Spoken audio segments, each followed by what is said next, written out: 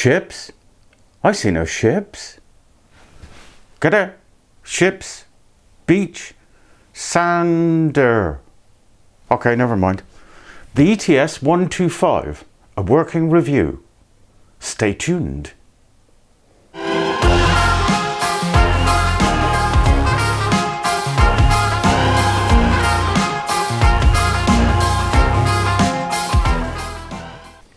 The ETS125 from Festool. A working review. So what's the difference between an ordinary review and a working review? Well, I'm just going to glance over the specs and then I'm going to talk about using it as opposed to getting fixated with the specs and doing a quick bit of usage. So the specs are 125mm base with a 2mm orbit diameter. We'll come back to that. And speed range of 6,000 to 12,000 RPM at no load. Not in use. Not sure what the point of that spec is.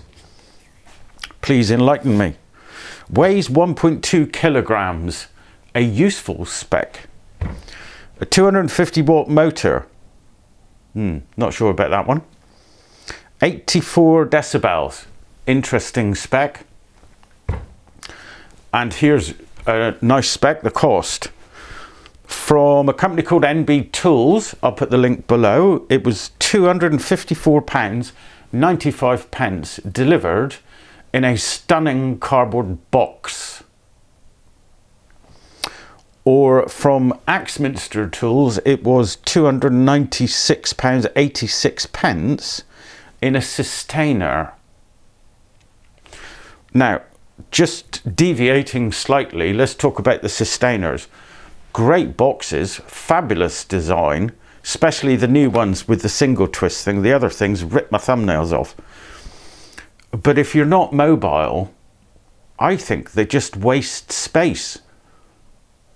Potentially controversial comment, please. So I didn't buy the sustainer. I don't want them. They just get in my way. Anyway, where was I? So we did the costs. I'll put the links to those two companies down below. So why did I buy it? Well, the most attractive features for me, the features that made me decide upon this sander, were its weight, its noise, and whether it fits my dust extraction system. Well, I know it's going to fit my dust extractor because that's also made by Festool. So that was a given.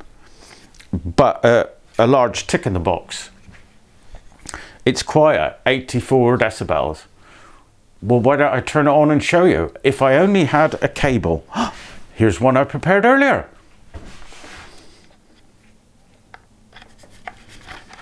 Might be a bit loud. Not sure what your speakers are set to. Not very loud. That's really good. Really pleased with that. And lightweight. Well, that's what 1.2 kilos is. So if you're using that for an hour, you're not going to get wrist ache. So that's the specs out the way. So I wanted a lightweight sander. Why did I want a lightweight sander? So I could sand small edges, such as this. Now, if I've got a large, all singing, all dancing, hugely capable sander, such as Ronnie the Rotex or Emily the ETS150, it's really easy to tip and damage the finish. But with a little tiddler like this, it's really simple to find your level and keep it there. These are extreme cases. Normally I'd be sanding something about this size, and as you can see that, well, it balances itself. The only issue I have is with the weight of the cable. But if you've got your cable ceiling suspended, then that makes it easier as well. So what wouldn't I use it for? Well, here's an example of a resin pour just on the inclusions that kind of went a little bit wrong, I will admit that. But I need to sand that off and that off. I wouldn't use this for that. I'd probably go for the Rotex and some, well, initially I'd probably look to use 60 grit paper to get rid of that level of material, and especially being as it's resin. But even if I just brought this from the drum sander and I needed to sand it down, again, I wouldn't go for that. I think this is, or my intended use for it, is for more delicate work, as I said, edges and rounds in particular. And in fact, I did use it to sand the rounds on this board after I'd rated them on. And it was extremely successful. Easy to use, no wrist stake, nice and quiet, did the job. Now, I do have one issue with it, and I'm not sure whether it's my lack of patience with searching for things that I do suffer from time to time. But as yet, I've been unable to find a thick, soft base for this router to make it more appropriate for sanding the rounds after routing. There must be one out there, I'm sure there is, because it's perfectly sized for doing that sort of work. The level of grits, range of grits that you can get for this, I've bought, he says, going over to his stash. So I've bought 120, 180 and 220s. Oh, just found another. And 320. So as I said, I've no intention of using it for rough work, hence I'm only starting at 120. And as far as I'm concerned, for this, I nearly called it a router, little sander, 120 is plenty coarse enough. Just if I've got, I don't know, maybe I should have changed my router a bit a few days ago. Has that really happened? Yes, it has.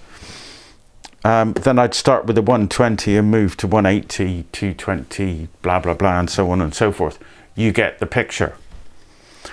I'm not going to do a test on how much dust it creates. There are a multitude of other videos out there where guys have gone to extreme lengths to demonstrate a sander's ability to remove material and how effective dust extraction systems are. So I'm not even going to go there. If you use the appropriate sandpaper for the job you're doing, the sander will remove the material. So 2mm orbit diameter I mentioned and said I would come back to. Let's first of all consider an orbital sander. An orbital sander merely spins in very, very small circles. And if that's all that this did, it would be an orbital sander. But this has got, what did they call it? A 2mm orbit diameter or a 2mm offset when spinning, which all but guarantees that a particular particle of grit on the sandpaper won't be in the same place when it comes back because of the 2mm change in the orbit spin of the disc. So you get less chance of getting an impression if the sander stays in one place. If that was just spinning, as I mentioned before, then if you left it in one place for a few seconds, you'd be able to see the rings from the sandpaper. But by introducing the 2mm offset, or the 2mm orbit, it reduces the chance of the impact of that appearing on the surface. So the big question is, would I buy the ETS125 again? Without a shadow of a doubt, yes. It does the job I bought it for, and it does it extremely well. A lot of people say that nowadays you should consider the entire range that a manufacturer makes and that to some extent you buy the brand. I didn't buy the brand. The first tool I bought in the Festool range was the Capex chop saw, and I bought it because I liked the features of the chop saw. Since I've looked at other tools in the Festool range, and I've bought them based on the feature set of each individual tool, it's beneficial that they work together so well that they all use the same power connector, and that it's easily disconnected. Having to unplug and plug in each separate tool, now that I've experienced this, is nothing short of a nuisance. The fact that they all fit the same dust extraction system without unwieldy adapters is another benefit. But if there was another manufacturer's tool that I preferred the feature set over, I would have to consider how much of an extra pain it's going to be to adapt it to fit the extractor range that I've got. But I would be seriously tempted towards that. So I do like the Festool range of equipment. I do like the way it all fits together. But I think you've got to look at each requirement that you have and the tools that claim to fit the bill and tick the boxes, and then decide, and potentially, possibly before you make the final purchase, look at the other set of tools that are in the range and consider the whole as a final step. I think that pretty much wraps it up for this. Thank you for watching. I hope you enjoyed this very short review on the ETS125. If you did, give us a thumbs up. And if you'd like to see my comparison between this and the other sanders that I've got on the shelf, then why not hit the subscribe button and tick on the bell icon so you get an alert. Thanks for watching. See you next time.